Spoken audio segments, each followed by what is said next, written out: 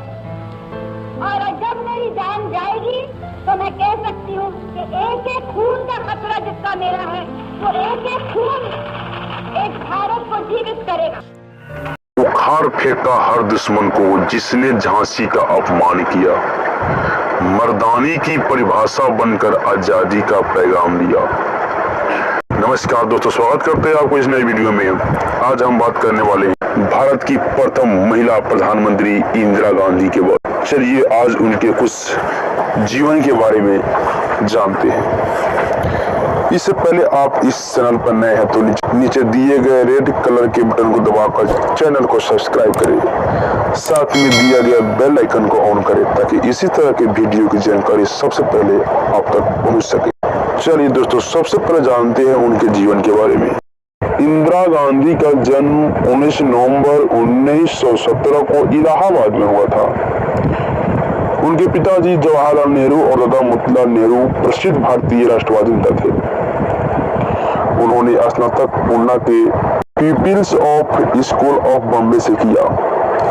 इंदिरा गांधी ने 1942 में फिरोज गांधी से शादी की, जिनका संबंध एक गुजराती पारसी परिवार से था, लेकिन बाद में दोनों अलग हो गए। 1950 के दशक में उन्होंने अपने पिता नेहरू को भारत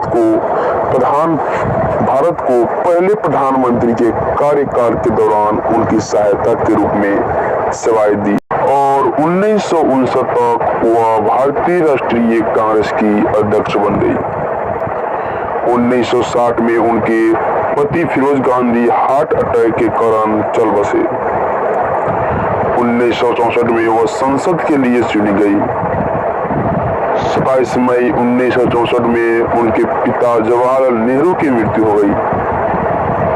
लाल बहादुर शास्त्री भारत के अगले प्रधानमंत्री बने। इंदिरा गांधी ने सरकार में सूचना और प्रशासन मंत्री का कार्यभार संभाला, लेकिन 1966 में लाल बहादुर शास्त्री की भी मृत्यु हो गई और कांग्रेस पार्टी द्वारा इंदिरा गांधी को प्रधानमंत्री के तौर पर चुना गया। इंदिरा गांधी ने कई आर्थिक नीति लागू की और कृषि उत्पादों को बढ़ावा दिया। उन्होंने भूमि सुधार पर एक कड़ी नीति लागू की और व्यक्तिगत आय, व्यक्तिगत संपत्ति और व्यक्तिगत और व्यापारिक कंपनियों के लाभों की सीमा निर्धारित कर दी। उनकी नीतियों में मुख्य आकर्षण बैंकों का राष्ट्रीयकरण था।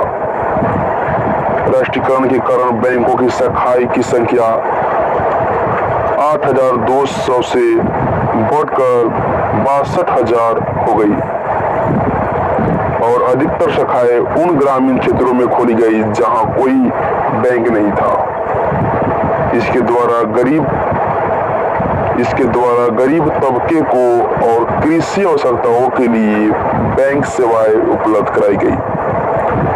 इंदिरा गांधी के नेतृत्व के गुण 1971 में हुए भारत पाकिस्तान युद्ध में देखने को मिला, जिसका परिणाम बांग्लादेश की मुक्ति के रूप में आया, लेकिन युद्ध काफी खर्चीला था। इसके साथ ही तेल की कीमतें बढ़ने और औद्योगिक उत्पादन घटने से उनकी सरकार के लिए आर्थिक कठिनाई बढ़ गई। जयप्रकाश नारायण ने इंदिरा गांधी की सरकार के विरुद्ध अवज्ञा आंदोलन प्रारंभ किया और उन्हें त्यागपत्र देने के लिए मजबूर किया, लेकिन उन्होंने देश में आपातकाल की घोषणा कर दी और आखिरकार सभी राजनीतिक विरोधियों को जेल में डाल दिया।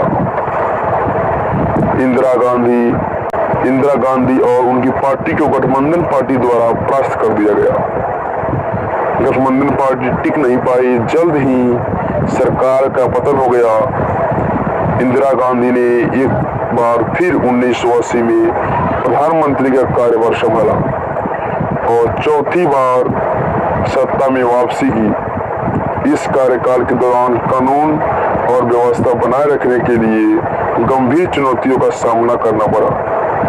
क्योंकि देश के अलग अलग भागों में विभिन्न धर्मों और जातियों के बीच संघर्ष फूट पड़ा।